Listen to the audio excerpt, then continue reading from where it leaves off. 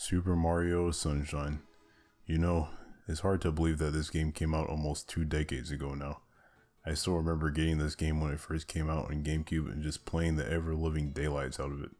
It's interesting to think about how this was my first 3D Mario game when you consider the fact that it's so incredibly different from Super Mario 64 and so many Mario games that existed before it. You see, Super Mario 64 wasn't just a revolutionary game for the gaming industry. It was also a huge success for the Mario franchise itself. It seamlessly transitioned the series into 3D, following a lot of the same principles that made early Mario games so special, while also adding a ton of necessary additions and changes to logically make the jump to the third dimension. Super Mario 64 was very innovative, yes, but it definitely still very much felt like a Mario game.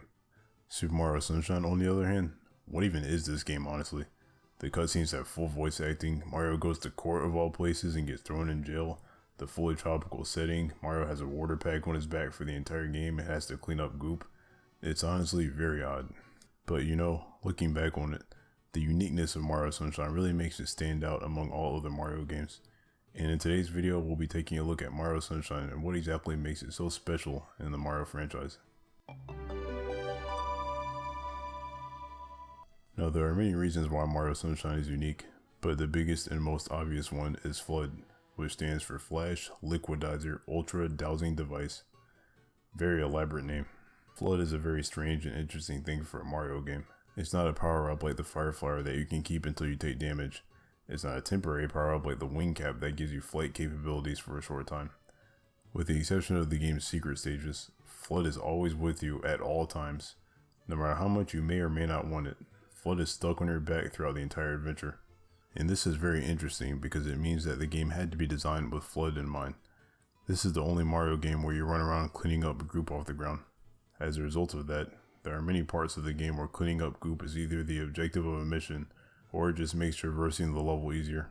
And even beyond cleaning up goop, you use F.L.U.D for basically everything. For example, the boss fights were obviously designed with F.L.U.D in mind. Like with the Petey Piranha fight, how you have to spray water in his mouth to bring him down and then ground pound his belly button. Or the eel fight where you use F.L.U.D to clean its teeth. F.L.U.D also extends Mario's traversal options as well. You use F.L.U.D's hover nozzle to hover in the air for a short time, which helps with the platforming aspect of the game.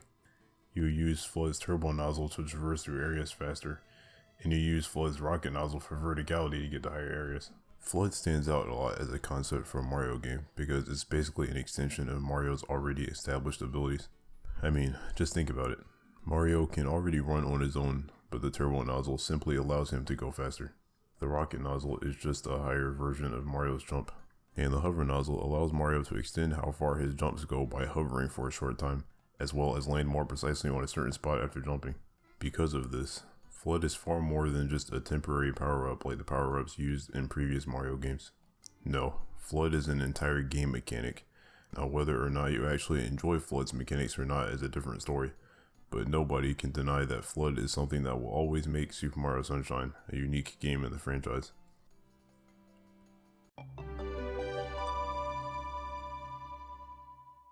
The secret stages in Mario Sunshine are an absolute genius design choice in my opinion. Since F.L.U.D can kinda get in the way of pure platforming in Mario Sunshine, these stages are a really nice way to get your uninterrupted platforming fix in the form of these linear stages that test your jump timing and movement capability. Now, you could definitely make an argument that the secret stages aren't necessarily a unique aspect of Mario Sunshine. Mario 64 had the Bowser stages, which were similar in a way since they were linear stages, more focused on direct platforming. But I think that these stages still stand out in Mario Sunshine because it's in stark contrast to how the game is normally played with the F.L.U.D mechanic. They specifically made these clever little obstacle courses because they knew that Mario Sunshine was lacking in the platforming department. Plus, let's not forget about that oh so catchy acapella remix of the Super Mario Bros. Theme that plays in the background of these stages.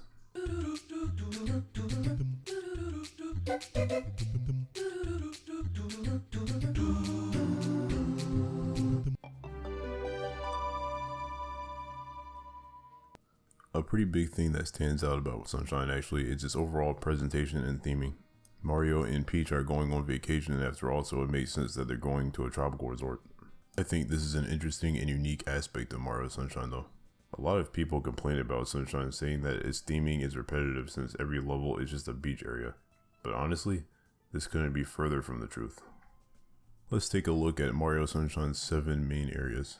Bianco Hills is a hilly and picturesque countryside region in the center of Isle Delfino that consists of a windmill village. Rico Harbor is a trading port with ships and boats and various railings and such. Gelato Beach is, well, a beach. Not much argument there really. Peanut Park is an amusement park, which is a super unique concept for a level.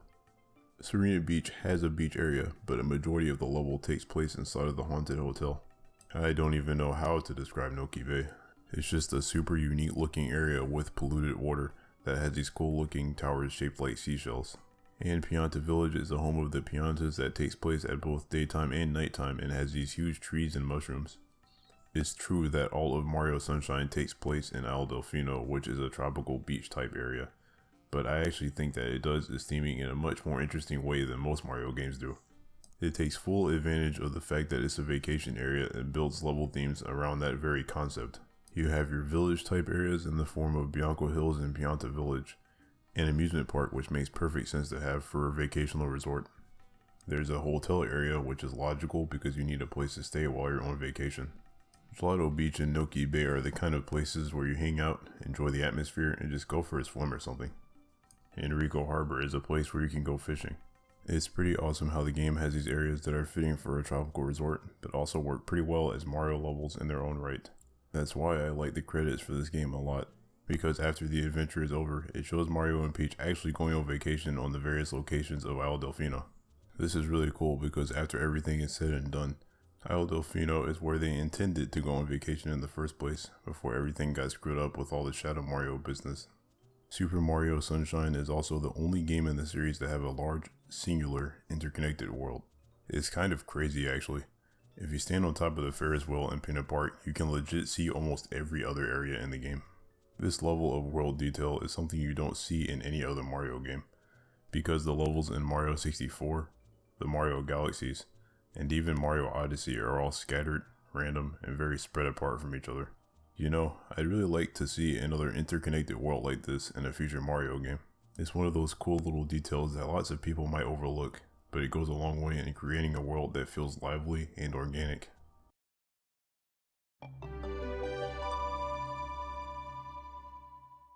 The blue coins in Mario Sunshine are definitely one of the biggest controversial things about the game. We all know how it works. Collect 10 blue coins and they net you a shine sprite. There are a whopping 240 blue coins total, scattered throughout all the levels, making for 24 shine sprites that you get from blue coins alone. Lots of people don't like blue coins because it's pretty obvious that they mostly just exist to pad out the total shine sprite count up to 120. Now I actually plan on making a video in the future on why blue coins aren't bad. Personally, I think that blue coins are the perfect example of having a good idea but executing it poorly. Mario Sunshine is the only game in the franchise to have something like blue coins. They really are a unique type of collectible. Since one blue coin is essentially 1/10 of a shine sprite, blue coins kind of end up being these things that you collect to get extra shine sprites during your adventure, which is something that no other Mario game really has. So this is yet another thing that makes Mario Sunshine unique. But yeah, stay tuned for my future video on blue coins because I have a lot more to say about these things.